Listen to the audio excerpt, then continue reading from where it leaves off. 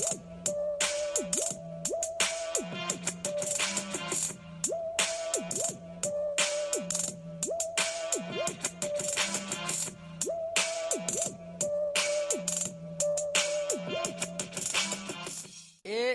is that time of the week again. Welcome to Dispute Sports. Thanks for tuning in, everybody, and listening however you are. I'm your host, Kyle Neumann, live from Bowling Green, Kentucky, joined by my good friend and co-host, Rhett Hensley, live from Bloomington, Indiana. Today, we will talk NFL Week 7, NBA Week 1, and dispute whether or not kids should get a trophy just for participating in youth sports. Plus, we have Neumann Knows College Football Week 8 and MLB Playoffs. Good morning, Rhett Hensley. How are you doing today? I'm doing pretty good, Kyle. Just relaxing before work. What about you? That's nice. I'm doing great. I am happy to be off of work tonight, and I'm excited to talk about all of the different things that happened this week in sports. We have a big one today, buddy. We have a big one, and there's been a lot that's happened since we did the show last week. So I'm excited, man. They got the World Series going on, really entertaining. You got every other sport in session. I mean, it's amazing. The only one that's not is college basketball, and that's right around the corner. Oh yeah, right around the corner. It is that time of the year, Kyle. It really is. It is. And now we are starting with the NFL. Okay, we're going to get right into it here. So Week 7 was very entertaining. I really enjoyed watching the NFL this past weekend. A lot of good games. Let's start where we always do with the key injuries, though, Rhett, because unfortunately that changes seasons for teams, and there were a handful of very serious injuries again. I'll start with one that doesn't, unfortunately for this team and this player, it doesn't change the outcome of their season because they stink. That would be the winless Cleveland Browns, but they did lose their 9-time Pro Bowl offensive lineman, left tackle Joe Thomas, for the season. So if it matters couldn't get worse for the Cleveland Browns, Rhett Hensley, they lost one of the best offensive linemen to ever play this game. So just unfortunate he plays on a team like that. So that was a big injury for the Browns. For the Philadelphia Eagles, who are flying high, baby. Where's T.O. with the Eagle celebration right now? They got some bad news for the stud Carson Wentz, looking like the best sophomore quarterback in the NFL right now. Jason Peters, the 14-year veteran and the blindside protector for Carson Wentz, was carted off with a knee injury on Monday Night Football against the Redskins. This is not good news. It doesn't look good. So Peters injured for the Eagles. And the official news came out on his injury because it didn't look good when he was carted off, and it is confirmed that he tore his ACL and MCL, Rhett, and he is done for the year. Very unfortunate for a team that not only is killing it this year, but has really done a great job of staying healthy. Yeah, so this is one of the big blows. Yeah, for sure. Carson Wentz. Hopefully he can stay protected there. Yeah, for sure. A couple other injuries. Carson Palmer, the veteran for the Arizona Cardinals, potentially just ended his career with a broken arm, and mainly ending his career. You think, well, broken arm, you can come back for it. Well, with Carson Palmer at his age, about to be 38 years old, you break your arm, you're done for the year, you're probably pretty much going to call it quits. So this is a big blow for the Arizona Cardinals, losing Carson Palmer, who has struggled this year, but let's face it, Rhett, this team won't be the same without Carson Palmer still at quarterback, because even almost at 38 years old, this man had been doing a really good job for Arizona, trying to keep their season alive, and you lose your leader, Carson Palmer, the veteran at quarterback, and now, well, that changes. So, unfortunately, the Cardinals lose Carson Palmer, and that would mean backup Drew Stanton would get the start. And Stanton's bounced around all around this league. It would not surprise me, Rhett. There was a lot of chatter about is this going to be Colin Kaepernick's opportunity? Well, I don't know, but maybe that's something we can talk about. But nonetheless, big injury there for the Cardinals. And then two more injuries, Rhett. The Colts lost their first-round draft pick and one of the best defensive players already this year, safety Malik Hooker out of Ohio State, already done. And that's as if the storm just can't end for the Indianapolis. What was an awful Week 7, which we will talk about, I'm sure, just got worse with that news, Rhett Hensley. Yes, it did. That is very unfortunate for them. Yep. And finally, Jay Cutler. Jay Cutler, who was having a pretty good game for Miami this past weekend, got cracked ribs in the game and left, which is not a good sign for Jay Cutler. I mean, I'm sure that he'll try and tough it out whether he plays this week or not. Bottom line is you crack your ribs. Ask Ty Montgomery and several other players who have played with that. That's something that's not getting healed this year fully. So he'll be in pain every time he does try and go out there, and I think will change the way he plays. And just the last thing Miami needed as they're fighting in that AFC East, Rhett. Oh, yeah, for sure. For sure. That is very unfortunate. So that does it for the injuries. I want to mention one headline thing before we get into our winners and losers. Okay? Your Cowboys. The saga continues with running back Ezekiel Elliott. Though I'm sure you were extremely excited to hear this news because it's clearly paying off. I don't understand you Cowboys fans out there. Who cares if he gets suspended? It may not make a difference. You guys aren't winning your games this year if it wasn't for Ezekiel Elliott. So this is a big break that he continues to get off the hook. But a federal judge denied the NFL's request for an expedited preliminary injunction hearing in the Ezekiel Elliott case, which meant that the Dallas Cowboys running back was allowed to play this past weekend, and he is going to be able to play against the Redskins this Sunday. The U.S. District Court judge confirmed Monday the hearing will take place on October 30th, so next Monday at 5 Eastern. So if the judge does not grant the NFLPA's and Elliott a preliminary injunction, he will be suspended again. If she does, his suspension will continue to be on hold as the case makes its way through the court. The NFL almost certainly would appeal Elliott being awarded a preliminary injunction and could ask the Second U.S. Circuit Court of Appeals for an emergency stay in the decision. So all of that being said, basically he lives to play another week, right? What do you make of this ridiculousness? He does. And, if it does happen that, he continues to play for a few more weeks and then they suspend him, I think it's really just going to hurt us more in the long run. I would have rather got it out of the way in the beginning. But, if they can push this off, at least for this year, and, who knows, maybe get something wiped away with this after it goes on further. But, here's what I don't understand, right? As we get into now Week 7 talk, we'll talk winners and losers. Are you one of these Cowboys fans that doesn't think Elliott is making a difference? This man is averaging 22 carries a game at 90 yards a game, and he has 4 touchdowns on the year. How could you guys say, and I say you guys as I am generalizing all Cowboys fans because all I hear from them is that, well, Elliott's not having a great year this year. Not having a great year. Tell me how many running backs are averaging almost 100 yards a game rushing. This man ate alive San Francisco. He had 147 yards for rushing, 2 touchdowns for rushing, a touchdown for receiving, and 72 yards for 1 reception. We'll take it with a little grain of salt because San Francisco stinks.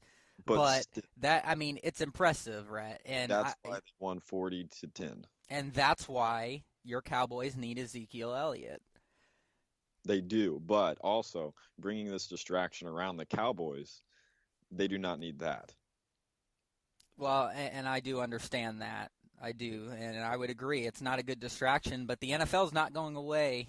They're not going away, and they're determined to win it. He's determined to win it. It'll be interesting to see how it plays out next week. Nonetheless, Rhett, winners and losers, give me your first winner. Oh, yes. I'm going to go with the Philadelphia Eagles. Carson Wentz, 268 yards, 4 touchdowns, 1 interception. He had 8 carries for 63 yards. The Eagles are still rolling. Yes, they are, and I'm going to piggyback right off of that one, my friend, because the Eagles are my first winner. 6-1, best team in the NFC, absolutely killing it. First place in the NFC East. This team behind Carson Wentz, who you mentioned his stats in Week 7. How about on the year? He's completing 62% of his passes. He's averaging 264 passing yards a game. He has 17 touchdowns compared to just 4 interceptions. That's good for an average quarterback rating of 104. Unbelievable. Carson Wentz, the real deal. The real deal, and they are my winner, too. Getting that big victory over a division opponent, it was impressive. Wentz was great. They're my first winner, too, Rhett. Who's your second? All right, Kyle. I'm going to go with the Rams. Jared Goff leading the way with 235 yards, 1 touchdown. Todd Gurley, 22 carries, 106 rushing yards. Pretty impressive. They handled business in London.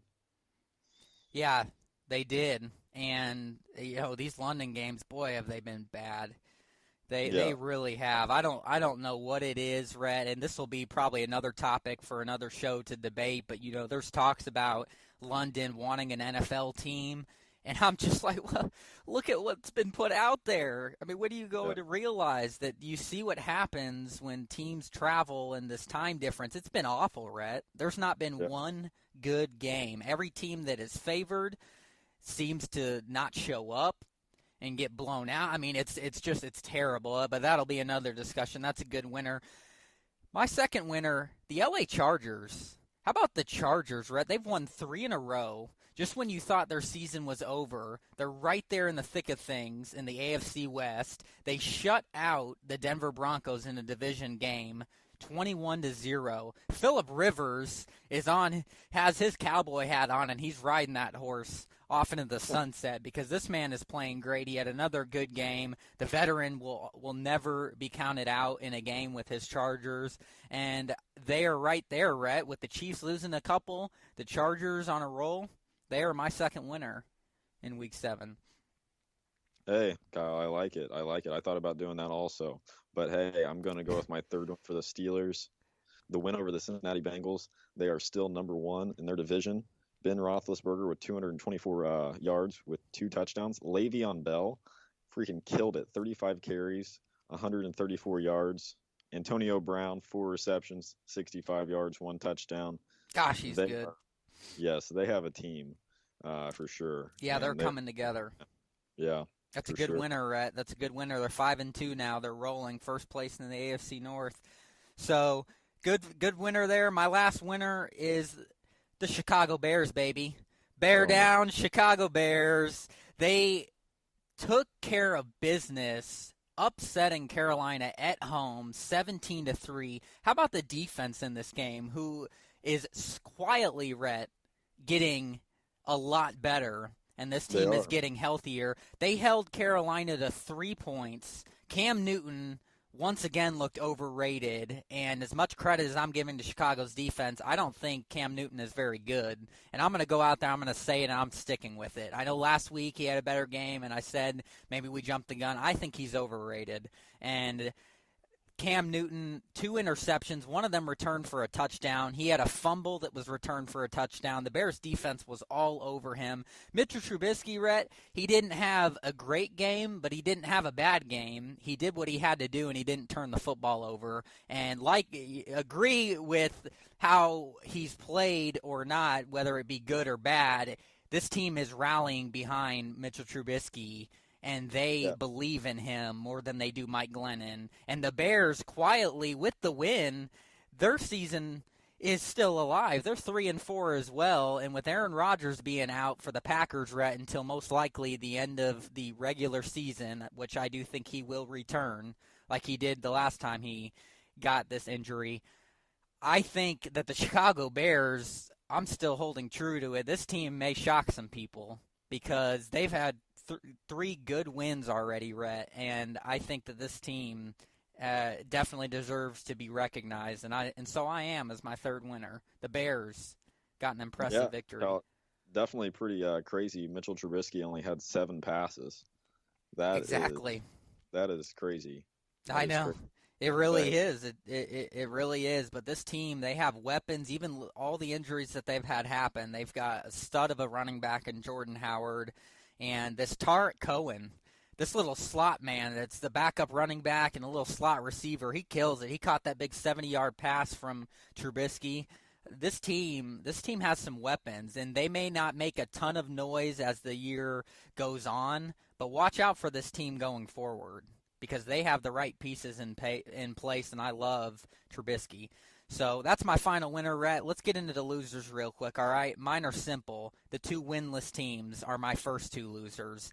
It's hard to say that they aren't. The Browns still can't find a way to win. They can't find a quarterback. You might as well throw you or me out there. And the 49ers got blown out to your Cowboys. They looked awful. The 49ers have never started 0-7 in their team history. They've now done that. It's time to circle the wagons and start over and maybe tanking, which that's going to be another topic too that I'll want to debate with you, Rhett, about tanking, good or bad for sports, should teams do it, whatever. Well, they're certainly in the discussion right now as one of the tanking teams because awful. 49ers, Browns, my 2 losers. Give me your first 2. Oh yeah, Kyle, I'm going to be going I figured those were kind of obvious winners, but I threw the Browns losers. Not winners. Yeah, or sorry, obvious losers. But yeah, the Colts, and then I'm going to throw the Browns in there. The Colts are just not getting it done right now. And then the Browns, well, you haven't won a game.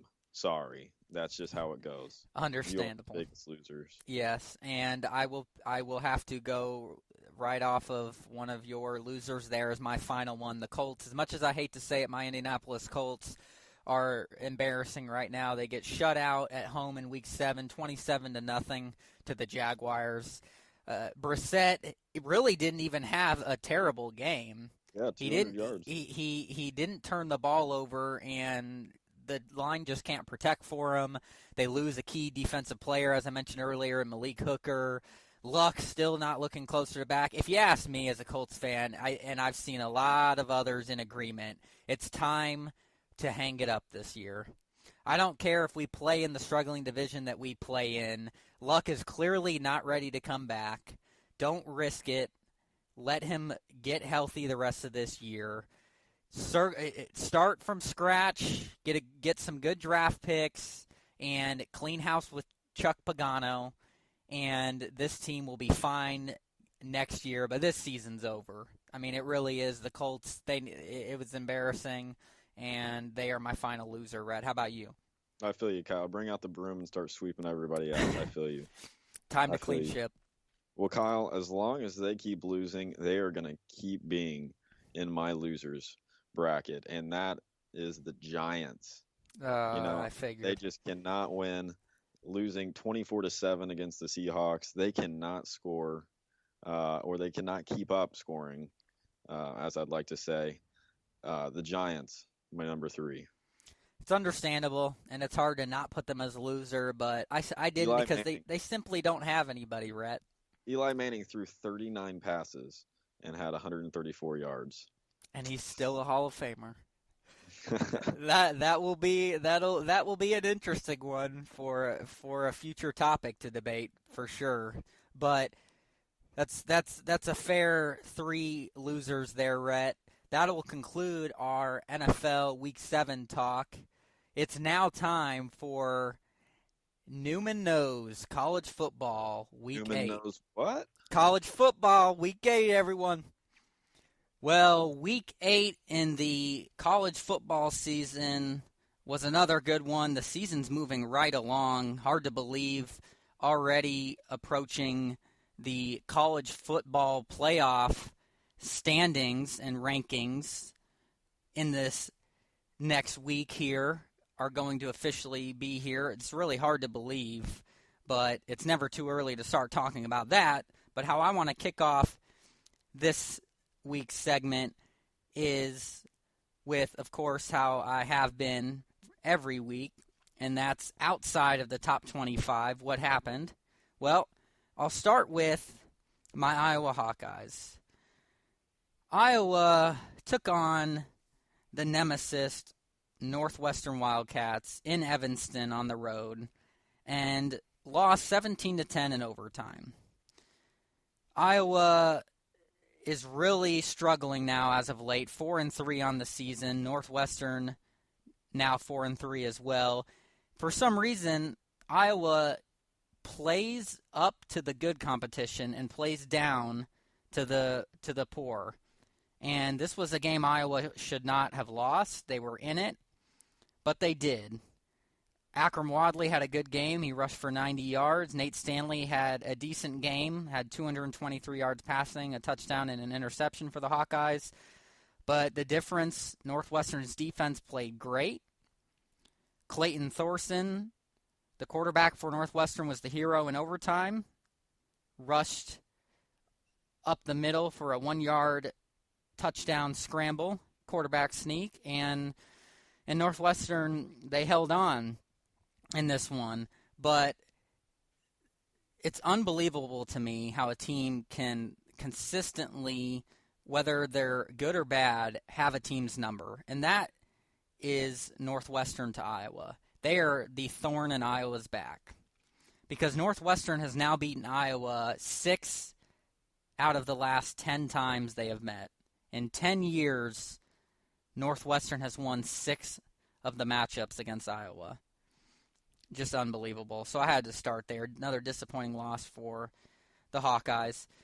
Next, how about Louisville and Florida State? Louisville went to Tallahassee and beat the Seminoles 31-28. Lamar Jackson, another stellar game. Last year's Heisman winner. He had 156 yards passing and a touchdown, no picks. And on the ground, he had 23 carries for 178 yards and a touchdown. So, big win for Louisville there. Season for the Seminoles really was over when they lost their stud of a quarterback, Francois. So, Louisville did get a big win there. Both teams out of ACC title contention, though. So, that was another big game, though, outside of the top 25. Continuing on, how about Purdue and Rutgers? Didn't see this one coming. A much-improved Purdue team and a struggling Rutgers team, and Rutgers at home beat the Boilermakers 14-12. So not a good loss there for Purdue.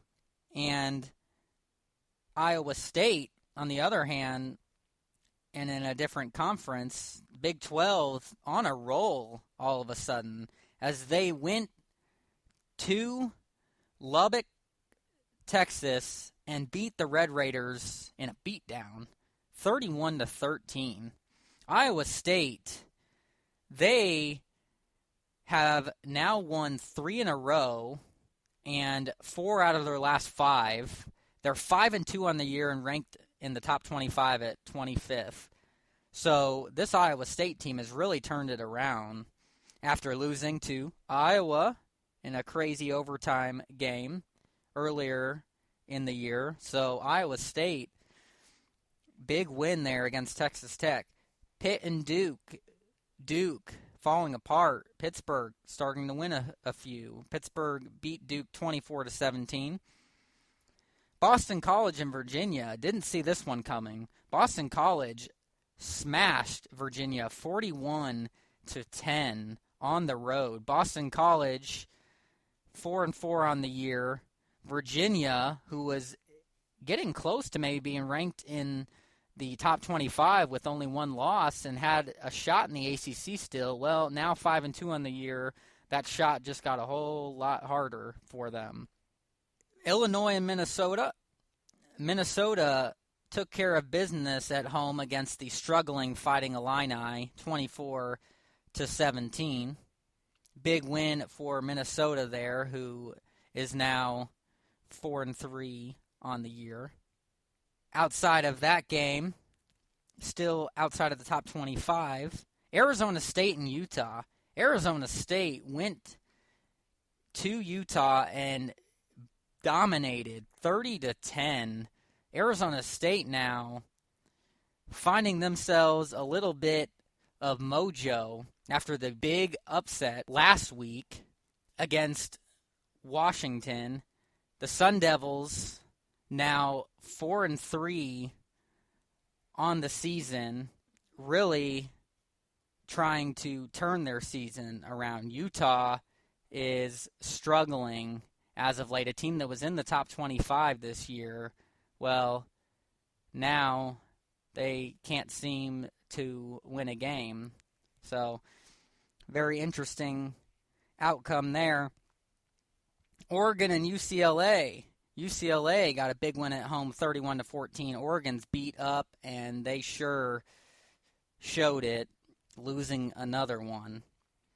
How about Kentucky taking on Mississippi State? A game that I thought Kentucky would compete in. No, sir. They went to Mississippi State, and they got blown out 45-7. SMU and Cincinnati. SMU got the victory on the road in overtime, 31-28.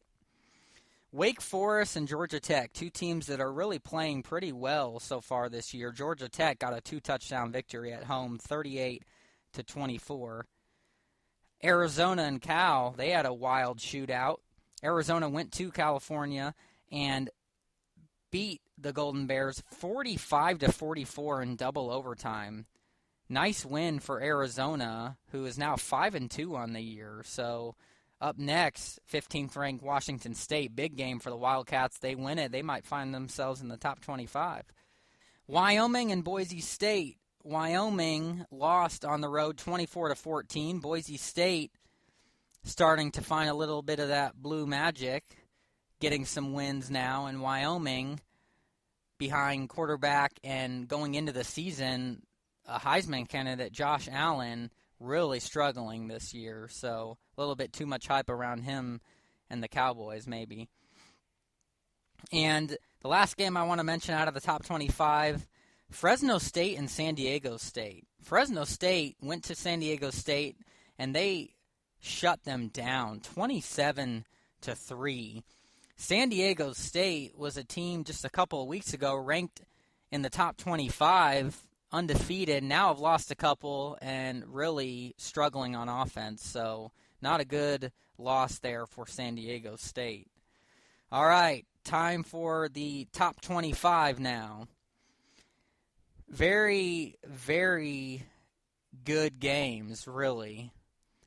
Indiana went to number 18, Michigan State, and they competed. It took until the end of that game in the fourth quarter late for Michigan State to really pull away and hold on. They did, 17-9. Indiana losing another close game seems to be the story of this team this year again. Getting close with the program, but still can't find a way to get big wins. Michigan State continues to win, so that was a very good win for the Spartans to hang on at home. 25th ranked Memphis beat Houston on the road in a shootout, 42-38. The 5th ranked Badgers, Wisconsin, keeps rolling, still undefeated at home. Camp Randall 38-13 over the Terps. Number 10, Oklahoma State, had themselves a wild one in a defensive game at Texas in Austin. In overtime, Oklahoma State with the victory, 13-10. Really a crazy game. Mason Rudolph, quarterback for the Cowboys, did not play very good. Sam Ehlinger really hurt his Texas Longhorns by throwing an interception in overtime. They let this upset slip away. That's kind of been the story for Texas this year. A team that is much improved and getting better but can't win close games against top 25 teams. Lost again. Oklahoma State keeps their playoff hopes alive. Number 8, Miami, Florida stays undefeated with a big victory over the Syracuse Orange, who are coming off of that big upset of number 2 Clemson. Miami, Florida won 27-19. The U keeping their playoff hopes alive in the ACC. Number 14 Virginia Tech rolled at home over North Carolina 59-7. Number 1 Alabama, Roll Tide, continued to do just that. Undefeated. No team really standing a chance against the Crimson Tide. It's really just unfair competition in the SEC for them. 45-7 over the soon-to-be Butch Jones-less Tennessee Volunteers, who have really just fallen off the wagon. Number 20, UCF. How about UCF? Went to Navy and got the victory 31-21. The Knights undefeated so far. If they can continue that, they may find themselves in the college football playoff talks, depending on how the Power 5 does. If they continue to have top teams lose, maybe 1-2 losses, there's always that discussion of that undefeated non-Power 5 maybe being in a discussion for the college football playoff. We'll see. UCF keeps their undefeated season going. Number 9, Oklahoma avoided an upset that would have surely put them out of the college football playoff talks, but they held on against Kansas State on the road 42-35. How about the Bulls of South Florida? Another team outside of the Power 5 that's undefeated, ranked 16th in the nation, beat Tulane in a battle on the road 34-28, but the fact of the matter is they continued to find a way to win and have stayed undefeated. So South Florida getting it done. Number 24 LSU had no problem with Ole Miss on the road 40-24. They've really turned their season around. How about this one? Was supposed to be a good game. Number 19 Michigan taking on Penn State, second in the nation in Happy Valley. Penn State got revenge for last year's blowout because they blew out Michigan 42-13 behind what? Saquon Barkley and Trace McSorley, who had a great game for the Nittany Lions, and that defense that shut down the Wolverines. Number 21 Auburn rolled over Arkansas on the road 52-20. How about this one? The old rivalry. Number 11 USC, number 13 Notre Dame in South Bend. And it was all touchdown Jesus and the Fighting Irish. 49-14 over USC. One of the largest victories ever in this rivalry game, Notre Dame over USC. This was unexpected. Sam Darnold for USC did not have a very good game, and I don't think anybody predicted a blowout like this, but certainly Notre Dame keeping their playoff hopes alive with only 1 loss this year. USC now with 2 losses probably just did themselves any chance of a college football playoff berth. Number 23 West Virginia went to Baylor and avoided an upset, 38-36 in a shootout. Number 4 TCU stays undefeated, blew out and shut out Kansas at home 43-0. And number 15 Washington State shut out Colorado at home 28-0. And that does it for Neumann Knows College Football Week 8. Next week, it will be Week 9. Enjoy the football games this weekend, everybody. All right, Rhett Hensley, time to get into our next segment together here. NBA Week 1. You're leading the way on this one, and I understand it. You have a little something for me and our listeners to enjoy. A little soundbite. That kind of puts it into perspective, the juiciness that's already going on in the NBA season so far, early. Yeah, take a listen. I just have to set the tone, man. Yeah, I told him about the game, man, due to, all the riffraff, his dad brings, that he's gonna get a lot of people coming at him. He has to be ready for that, and I let him know after the game. But, what a better way to start with Mr. 94 feet guard than that, is. Man, how much do you embrace? I'm not done. Welcome to the little young ass in the NBA. That's just great. That's Patrick Beverley after the game when he, speaking of Lonzo Ball, shut him down in his debut. A great defender for the Rockets, Rhett. And it really gets your juices flowing, doesn't it? It does. It does. It's tell you what, Patrick Beverly, he is a lockdown defender, and he definitely shut down Alonso Ball in his opening debut game. That's for sure. He But hey, did. I think it's time to dig right in. It is. And I'd like to go off with this season has not came out to be what we've expected.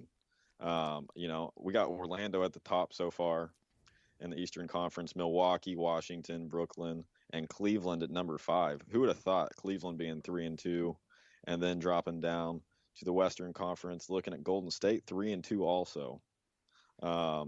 What are you thinking on the conferences and how they're stacked so far? I'm shocked. The East just looked pretty good. Brooklyn in first place in the Atlantic Eastern Division there. And Who would have thought? I mean, it's early. It's early, but it is surprising to me nonetheless. There's some surprises like that, and the Magic you mentioned, they have a very good young team. So, but I am surprised in that division with the Wizards and the Hornets and the Hawks and Heat that they are the ones in first place so far 4 or 5 games through the regular season in the East. But that's where I think a lot of the surprises have been. I'm not too surprised with what's taking place in the West, Rhett. You have the Clippers. I will say, besides the Clippers, I'm a little surprised that the Clippers have started off undefeated. 3-0 so far, in first place in that Western Pacific Division, ahead of the Golden State Warriors. It's early. Golden State will finish in first, but hey, the Lakers 2-2. I mean, as much as I've given Lonzo Ball a hard time, and I don't think he's that good, so the Lakers are hanging around there. They're doing better than they did last year. Whether it will keep up or not, not surprised in the Southwest Division in the West there. The Spurs are undefeated and in first place. They keep doing what they do. The Rockets off to a great start. The Grizzlies off to a great start. So no surprise there. Portland in first place in the Western Northwest Division with the Thunder right behind them doing well. The Timberwolves hanging around. We expect them to be a lot better. So I'm not surprised in the West that much, Rhett, but the Eastern Conference is surprising me right now. Oh, yeah, for sure. I mean, Orlando does have a nice young team, and so does Milwaukee. And then Washington losing last night to Alonzo Ball at number 3. Definitely some teams, especially Orlando and then Brooklyn at number 4, kind of expected not to be there. But Cleveland's not looking like the team that I was thinking at the beginning of the season. Even with Isaiah Thomas out, Dwayne Wade out with a knee contusion also. It's definitely not the Cleveland team that I had imagined in my head. But remember, it is just 5 games into the season. Exactly. But Kyle, so who is your takeaway winners for this week? My takeaway winners, it's got to be the Clippers in the West. The fact that they've started off 3-0, I didn't expect it. They lose Chris Paul. That team's a lot more thin now, and they're still ahead of the Golden State Warriors early. I get it, but they have to be a winner to me. The San Antonio Spurs that continue to do what they do without Kawhi Leonard. This team, it's unbelievable to me, Rhett. The Spurs deserve to be a winner, and they are a winner for me. Teams that haven't lost yet, it's hard to not call them a winner. So Those are 2 winners for me in the West. I'll give 2 winners in the East. I think the Brooklyn Nets being in first place in the Atlantic East, it was unexpected. And then I'll have to go with the Orlando Magic too, being in first place in the Southeast Division. They're winners because you didn't expect it.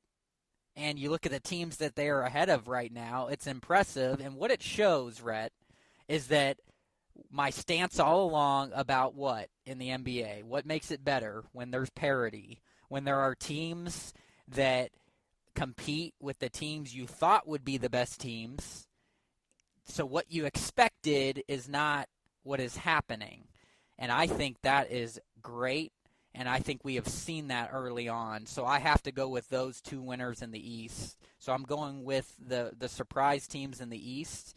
And in the West, a surprise with the Clippers, not a surprise with the Spurs, Rhett. Oh yeah, Kyle, I can definitely understand that, and I'll give you my two. And it's going to be pretty well close to the same thing. San Antonio Spurs are just killing it at 4-0 right now, and then I would even drop down to Houston with Chris Paul being out right now. James Harden is taking over like he always does, but who knows what we'll see once Chris Paul is back and healthy, if they will continue their success. Yeah. But over to the Eastern Conference, Kyle. I'm going to go with Milwaukee, Bucks being one of them. That team is pretty strong, and I think that they'll be one of the better teams in the Eastern Conference. And then, like you said, Brooklyn Nets, who would have thought it, being 3-2, taking down Cleveland last night, pretty impressive. I'll have to make them one of my big winners.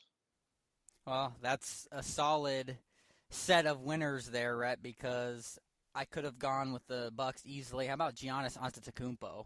I mean, everybody thought that this man was going to be one of the best players in the league this year and the future of the game, and he's proving it. And I'm glad I picked him number one on our fantasy basketball league, Rhett Hensley, because he is absolutely incredible, and he's leading this Bucks team, and it's a team that is not a bad team, and they're proving it. So that's what can I say, Kyle?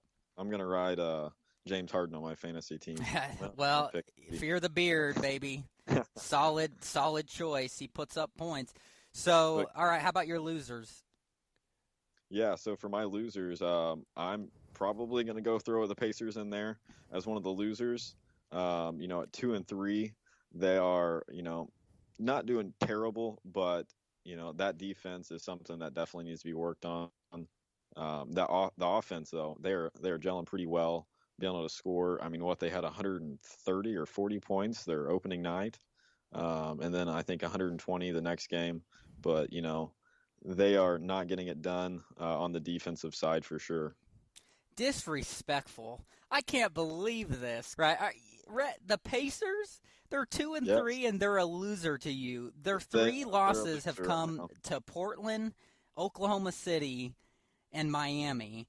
They are still averaging one of the most points in the league with this new team, and you're calling them a loser. I gave them credit for that. I gave them credit for having a pretty good offense, but their defense is something that they need to work on. And obviously, we see that New York, and Chicago. I mean, 0-3 right now, obvious losers. But for somebody that is, a decent team, like they're not bad, as we've seen so far, but they're just not getting it done on the defensive side. No, and I will not agree with your Pacers pick, but I will agree with those other two losers, New York and Chicago. To a higher standard. Well, that's understandable, but you didn't have much high standards, Rhett, as it was. You barely had them making the playoffs, so pump the brakes. I think they're on a good pace here. And they are not even – they're still out of the playoffs if they were to hold the playoffs today. Which is what I predicted, but I think that a 2-3 start is a lot better than 0-5. All right, so let's pump the brakes a little bit. All right, it's not time to panic in Pacers land, Rhett Hensley. It's not, but still, they can be a loser. New York and Chicago, definitely my two losers. Haven't won a game yet. Not as surprised with the Knicks with that. I thought the Bulls would have had a win already, but they did lose a lot as well, so it's a bit understandable, but they're still a loser in my mind. Those two teams in the East, New York stinks. Boy, I would hate to be a New York Knicks fan. I really would. So those are my two losers in the East, Rhett. My two losers in the West, Dallas off to a bad start, 1-4. They are definitely a loser for me. And believe it or not, I'm going with the Phoenix Suns as my second loser because of what has transpired with that team. They stink. They just had one of the worst games in the history of the league where they scored, 77 points or something ridiculously low. And though they are not in last place in that division, Sacramento has the unfortunate status of that. But Phoenix, they're a mess, Rhett. they've lost a lot. A team that has a lot of young talent, and they're going to get rid of their best player in Eric Bledsoe because he doesn't want to be there, which was another thing that made the headlines. It's kind of funny how that transpired with a tweet or whatever at the barber shop where he claims he was with his girl saying he doesn't want to be here, and then the GM comes out after talking about how we know what he meant and he will no longer be with us. That it makes me laugh, but they're a loser to me because of this, Rhett. I mean, they're not doing good this year. It's early, I get it. They're 2-3, but they lose that player, which all indication is that they will. What do they have besides a couple really good, young, talented pieces? They have nothing. Phoenix Suns are a loser for me. I can understand that. And to finish up with my Eastern Conference, I'm going to go ahead and throw Chicago and New York in there. You're 0-3. You know it. You're a big loser. What can we say? In Chicago, you're on a downhill slope with that fight. You don't fight with your teammates. No, you don't. But moving on to the Western Conference, I'm going to go ahead with Dallas. Not looking great. Not looking great so far. And then, Kyle, I'm going to throw New Orleans Pelicans in there. You have Anthony Davis and DeMarcus Cousins. Come on, you have two big men. That is not what the league needs. Fair. Very fair. I thought about them, too. Keep in mind, however, though, Anthony Davis has already gotten injured, so that changes the game. He can't stay healthy. It's very unfortunate with him. And I don't know if I've heard a latest on his injury. I don't know if you have the injury latest update. All I knew was like a knee contusion or something like that. Yeah, it looked a lot. It didn't actually look that bad, but the X-rays came back negative, which was the good thing. But the fact of the matter that he is dealing with already an injury that he's dealt with, I saw a stat, Rhett. I think he's missed 75 games in his career already. That's already almost a whole NBA season. Yeah, it's the last thing that New Orleans needs for sure. A team that should be better than they are right now, so it's fair. Looks like his injury for an MRI came back and it was negative on his knee. Yep, that's right. So they signed Josh Smith to a deal. Yeah, so hopefully he'll be fine. I mean, that's good news that it was negative, but I mean, definitely Anthony Davis is hurt, but DeMarcus Cousins, who knows what could end up with that little saga over there, especially if they keep doing bad. We could see DeMarcus Cousins getting dealt somewhere else or Anthony Davis getting dealt somewhere else. It could happen. The marriage is not working so far between these two. But I think it's time to jump over to Gordon Hayward's situation, Kyle. That's a good way to end it, Rhett. We will end this segment with that. Oh, it's so unfortunate. We saw, isn't it crazy how fast a season can change for a team? Last week when we started the NBA opening week, we were predicting that big matchup between the Celtics and Cavs on opening night, and what ends up happening is disturbing, Rhett Hensley. So you go ahead and give that update on Gordon Hayward for the Boston Celtics. Yeah, for sure, Kyle. Gordon Hayward suffered that nasty ankle injury on opening night. It was horrible. Watching that live was probably it compared up there to the Paul George injury, and my buddy Logan even thinks it was worse than the Paul George injury. He will definitely be out the remainder of the season with that, and I'll tell you what, the Boston Celtics are going to need something a little bigger of a piece to come in there and help with that situation, because Gordon Hayward is a huge piece to that Boston Celtics, even though they haven't even played yet this year. Well, he kind of did, but yeah, they're going to need something. Yeah, absolute worst news for it couldn't have happened to a better guy, to Gordon Hayward. That's the first thing I want to mention. This is a man who, an Indiana kid, went to Butler, absolute great person, and we wish him nothing but a speedy recovery. Gordon Hayward, it hurt to see it, and he will obviously be out the rest of this year, Rhett, and it could have him missing time next year before he returns and at least looks like the old Gordon Hayward. This is a star in this league. The official injury was a dislocated and fractured left tibia. If you haven't seen it, don't.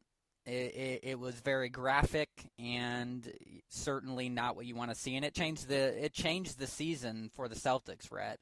Not only did a lot of people have them going toe-to-toe with the Cavs as maybe the team that could overcome them, I didn't think before the injury they could, but they definitely can't now. And in fact, with this injury, there's probably going to be another team in the East that has a better shot at overtaking the Cavs than the Celtics.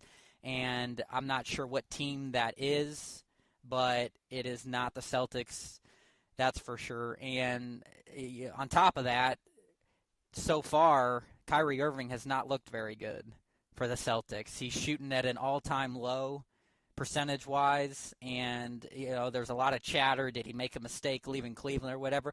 Well, in hindsight, when you lose your next best player on the team like this, it's easy to start asking those questions. But that'll be something maybe for another show. But we just wanted to end it with an update on that serious injury that happened in the NBA opening week last week, Rhett Hensley.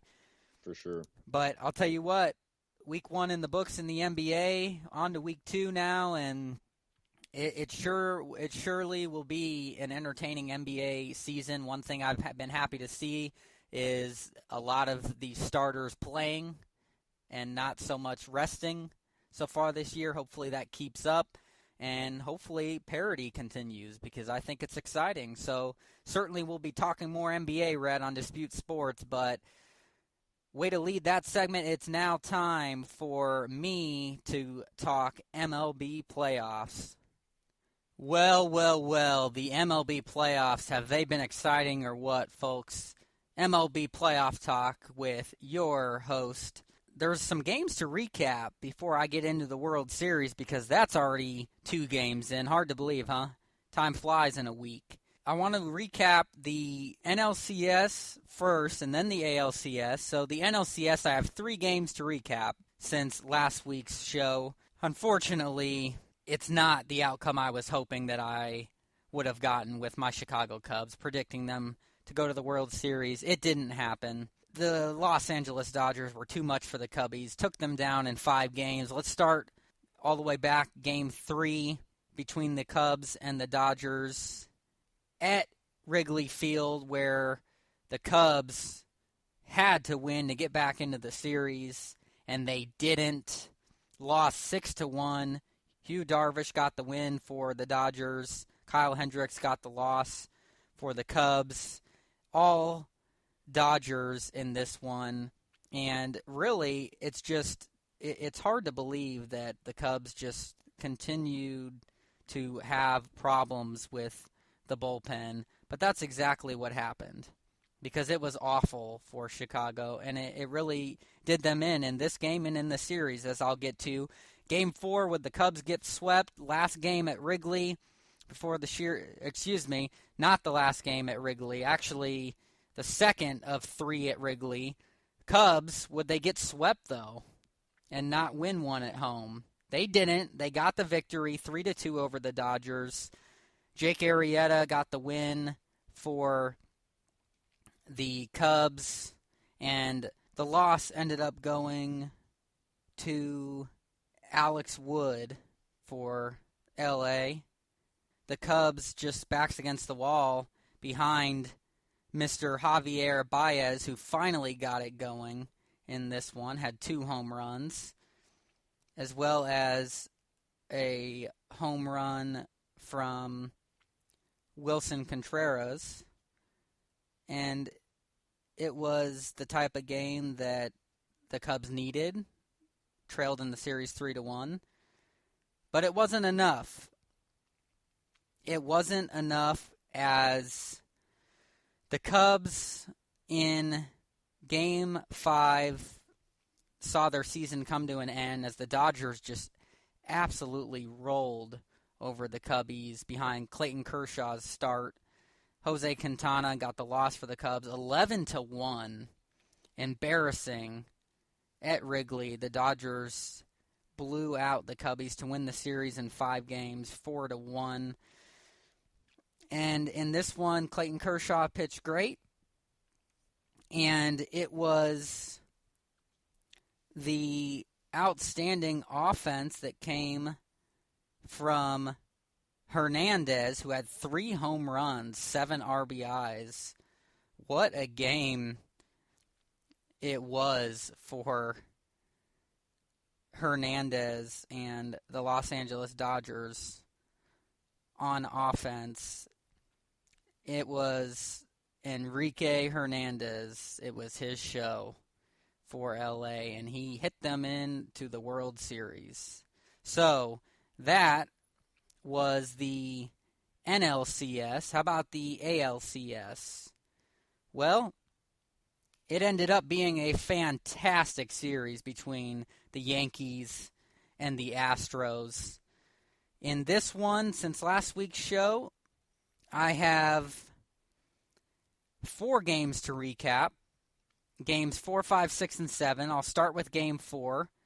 So, Game 4 was going to be a pivotal game for the Yankees to win, as going into Game 4, the Yankees were down 2-1, but this one, back at home for New York, where they had proven to be a completely different team, and they got the win at home in Game 4, 6-4 over the Astros to tie the series at 2 apiece. It was an outstanding victory for New York, who just really got the offense going at home, winning Game 3 8-1, then winning Game 4 6-4. It was an absolute must-win for New York, and they got it. In Game 5, the Yankees continued right where they left off, taking a 3-2 lead in the series, putting the Astros season on the brink, shutting out the Astros in Game 5, 5-0. Tanaka got the win for New York. Keuchel got the loss for Houston. Aaron Judge, boy, him and this offense really got going at home, and they proved it, winning all 3 at home, taking a 3-2 series lead. Could they finish off the Astros with 2 chances in Game 6 or 7? They could not. Houston took care of home field advantage. Game 6, last Friday, Houston got the win over the Yankees in blowout fashion, 7-1 behind Justin Verlander. Boy, did that move prove to be key for the Houston Astros. So, series tied at 3-3. A winner-go-home, all-deciding Game 7 last Saturday in Houston. And Houston prevailed with their backs against the walls, shutting out the Yankees 4-0. Charlie Morton got the win for the Astros. Losing pitcher was CC Sabathia. Just ended up being the big difference in this one. The fact that the Astros played so good at home, it really proved to be home field advantage the biggest difference, because the Yankees played so good at home. The teams took care of protecting their home field, but the Yankees, I'm just so surprised at how bad they played on the road. I mean, their offense, it was abysmal. It really was. Just was really surprising, and the Astros sent the Yankees home. Great season that they had. Just like the Cubs had a great season. Just fell short of another World Series appearance. So, time back to the drawing board for the 2 teams, the Yankees and the Cubs. as their seasons ended. And that meant a World Series between the Los Angeles Dodgers and the Houston Astros. What a World Series showdown this was set up to be.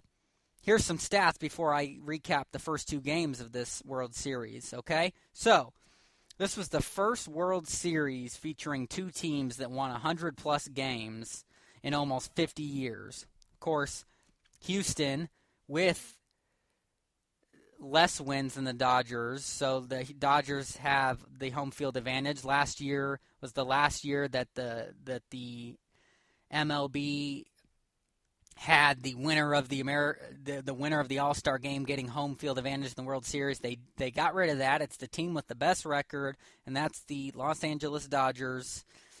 So incredible that this was the first World Series featuring two teams with 100-plus wins in almost 50 years. How about for the Houston Astros? This was only their second World Series appearance ever in team history. The last time they made it to the World Series, they were swept by the White Sox in 2005. Houston has the third longest World Series drought in the MLB. Of course, never won one, but it's been 55 years since their existence. Never won a World Series. Ahead of them, with the longer droughts, the Texas Rangers, 57 years, and the Cleveland Indians, 69 years, have the longest World Series drought. How about the other team, the Los Angeles Dodgers? Well, they found themselves back in the World Series for the first time in 29 years. They beat the heavily favored Oakland A's in 5 games back in 1988, the last time they were in it.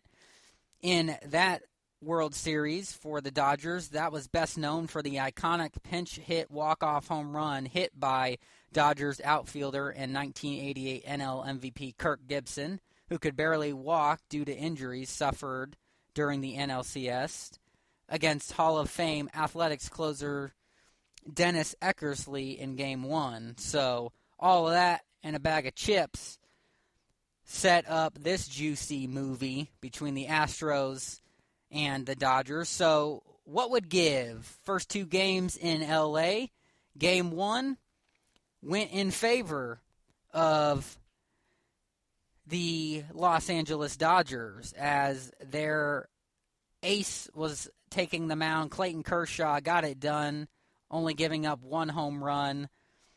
Dallas Keuchel, the ace for the Astros, gave up that lead, did not play very well. Dodgers took advantage of it. Justin Turner, the red-bearded wonder, hit the big 3-run homer. Once again, big bats for the Los Angeles Dodgers, and they took a 1-0 series lead. So, could the Astros bounce back in Game 2 and get the offense going? They sure could, by God. What a Game 2 it was last night in Los Angeles. The Astros got the victory 7-6 in 11 innings. Wow. Talk about a game of ups and downs. The winning pitcher ended up going to Chris Davinsky. The losing pitcher was Brandon McCarthy. The Dodgers used all their bullpen. The Astros absolutely got the offense going, to say the least. How about the back and forthness in this one here? Marwin Gonzalez solo homered to deep left to tie the game at 3 and send the game to extra innings, in where it looked like LA would be done for sure, because Carlos Correa homered to deep left. Jose Altuve homered to deep left. Back-to-back solo home runs gave the Astros a 5-3 lead heading into the bottom of the 10th. Would that be it for the Dodgers? No, it wouldn't, because Yasiel Puig hit a solo homer to cut it to 5-4. And then Kike Hernandez singled to right center, scoring Logan Forsythe and tying the game at 5-5 to keep the drama going into the 11th. It was George Springer with his big 2-run homer, scoring Cameron Maben and himself to give the Astros a 7-5 lead. In the bottom of the 11th, the Dodgers with 2 outs tried to keep the game alive. It was Charlie Culberson who hit a solo home run to cut the lead to 7-6, and then Yasiel Puig struck out to end the game, and the series all knotted at 1 apiece. What a World Series it's been. Just like I expected this World Series to be, it has been. And obviously, with 2 games in, it's hard to give a prediction because you've seen a little bit of action, but I'm still going to. I predict the Dodgers will win this World Series in 7 games. Home field advantage will be the difference in this one for LA, and Clayton Kershaw will be the difference. And this is the year he finally gets his World Series. This Dodgers team is just too loaded. The Astros, the offense came alive in Game 2. Their offense will continue to play well, especially at home. But in the end, I think it's going to be the pitching that is the difference. You hear it all the time in all the sports. Defense wins championships. Well, that is true in baseball as well. Pitching and fielding being the defense. And the Dodgers, it's just much better. The bullpen did not play good in Game 2, but I think that was kind of a fluke. The Astros offense they were tired of hearing the talks of not playing well on the road in the playoffs, and they finally woke up. But the Dodgers will get back to their normal bullpen dominance, and starting pitching has been great. And Rich Hill, for the length that he pitched in this one, was really good. So questionable moves by manager Dave Roberts, pulling his starter so early, I think after 4 innings.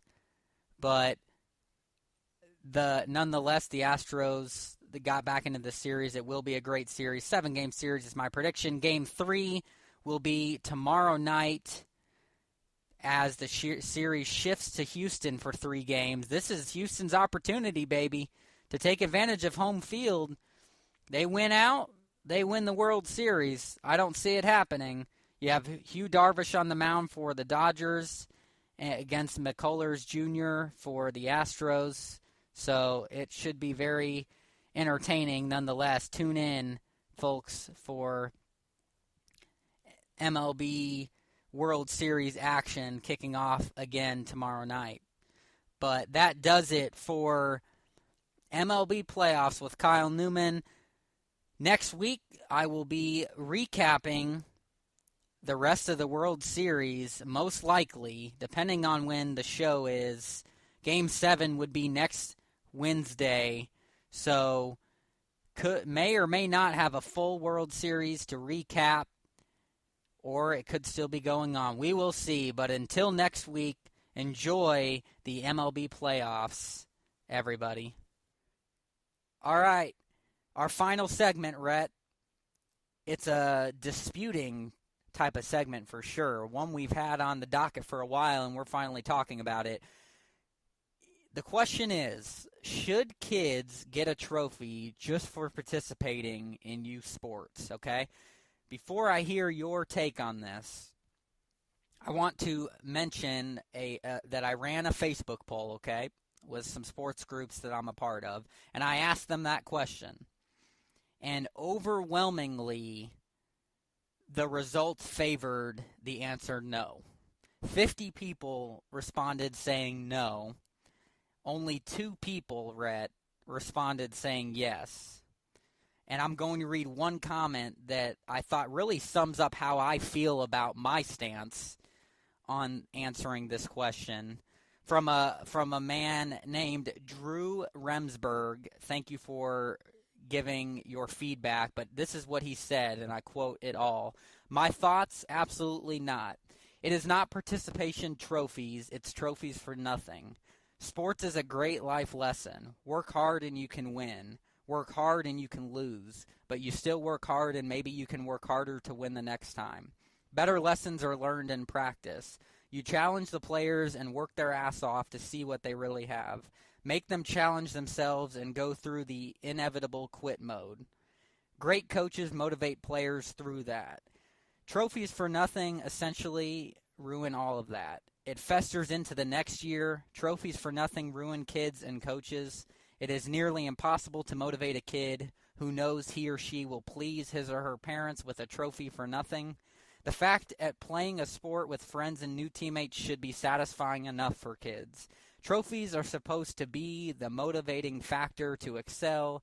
Trophies for nothing are absolutely terrible. End quote. Rhett, I think that those comments by Drew absolutely just really sum up my stance on this, because I do not think kids should be getting participation trophies in youth sports. I think that the teams, the kids that come in first place, that win, that work for something like that, should get a trophy. But these participation trophies that everybody gets a trophy if they play, I don't think it's good for kids, right? And I think it's bigger than what it seems like we're talking about here. I think there is a life lesson. There are many life lessons that sports teaches kids. And I think one of them absolutely is challenging yourself to work for something and to earn it, and to not be given something just for being a part of it. That goes for anything in life, with work, competing with people in certain fields to get a certain job. If you're not qualified, you're not getting it. I think there are many different avenues that this topic it can include and you can compare to, Rhett. But for this question, no, I don't think kids should get a trophy for participating in youth sports. How about you? Kyle, I can agree. I think that people need to stop being pansies, and your kid needs to learn how to lose in something. It's kind of like, is a kid going to work harder if they already know that they're going to get a piece of candy? If they get an answer right or wrong, are they going to work for it harder? No. If you already know you're going to get something, then why put out the effort? These kids, are not. They're not going to learn how to lose. That's just plain and simple. You need to learn how to lose at an early age, or you're going to lead into problems later in life when you're trying to get a job, or you're trying to get something that you didn't work hard enough for. And I think that sports teaches an awesome lesson, kind of like you said, Kyle, that there's going to be some winners and some losers, and you're not always going to win. No, that's life.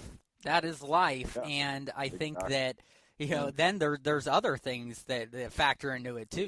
These little leagues and these different teams. Not keeping score. Well, That's another. yeah. I mean, but what I was going to say is, it costs money for getting trophies and things for every kid, and that comes out of the parents' pockets for their kids to play. And I think there are multiple reasons why they're not good. And yeah, you mentioned, I think there's more problems than just this with youth sports, but I certainly believe that this is one of them. It sounds like we're on the same page, Rhett, which I guess I kind of expected.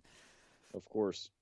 So, yeah, interesting one that I wanted to talk about and get your insight on, Rhett, because it's certainly a topic worth disputing, but we happen to agree, so we didn't dispute very much. We didn't have any disagreements, so that's okay. But I'm sure on future shows, Rhett, we will be talking about different things in youth sports, because as you mentioned, there are many other flaws that are out there for kids in youth sports. So that will do it for our 3 segments together, Rhett. Let's conclude the show how we always do, all right? No disputing. We give you random facts, hopefully blow your mind. And you go ahead and start this week's show with no disputing, Rhett. What you All got? right, Kyle. I'm going to hit you with this. This is actually racing. Racing? You mean like NASCAR? Or Yeah, Indy like 500? Or what kind of racing are we Indy talking? 500. Okay. Indy 500. Okay. All right. So a race car with a wood-burning engine finished third in 1927 at the Indianapolis 500. Wow. That's A incredible. wood-burning engine. Yeah, how crazy is that? It is crazy, man. Wow, with technology and the advancement of engines nowadays and all, that's incredible. I know. It's crazy. It's That crazy. that is an awesome fact, buddy. I But love you going off the grid there. thank I you. don't Thank you. expect that. Go ahead. A little racing. Okay. Well, my no disputing. I'm giving a shout out. We talked about a little bit with Lonzo Ball and the heat that he's taking from players, and he has a spotlight on him thanks to his daddy. But I'll tell you one thing, Rhett, and we will definitely be disputing on future shows more about Lonzo Ball, LeVar Ball, good or bad for him, and is Lonzo even that good? But let me give you a shout-out to a guy that they're making comparisons of Lonzo Ball to, which is absolutely disrespectful because he is not. I am talking about one of the greatest point guards to ever play this game, and he flew under the radar that a lot of people may not have realized just how good he was and how much he gave to the NBA for his long 19-year career. I'm talking Jason Kidd. Jason Kidd is who my no disputing is on, Rhett. I have 5 different facts on him, okay? But Jason Kidd, a 19-year career that included 10 All-Star nominations, 2 Olympic gold medals, and 1 NBA championship. Kidd, of course, played the point guard position, so we're talking point guard here. Okay, Jason Kidd recorded the 3rd most triple-doubles in NBA history, 107. Only Magic Johnson with 138 and Oscar Robinson with 181 have more triple-doubles than him. Jason Kidd started 1,350 of his 1,391 total games he played in his career. Jason Kidd averaged more than 8 assists and 6 rebounds per game in 15 separate seasons. Jason Kidd made the 2nd most assists in NBA history with 12,091, trailing only the great John Stockton, who had 15,806. And finally, Jason Kidd is 2nd all-time on the steals list, 2,684, again, trailing only John Stockton, who had 3,265, Rhett. So anybody that wants to disrespect Jason Kidd, or maybe didn't know Jason Kidd, or certainly how great he was for 19 years in the NBA, just take a look back at the teams he was on with the New Jersey Nets and the fact that this man deserves recognition, and that's what I gave him on No Disputing. Jason Kidd, shout out. Kyle, I like it.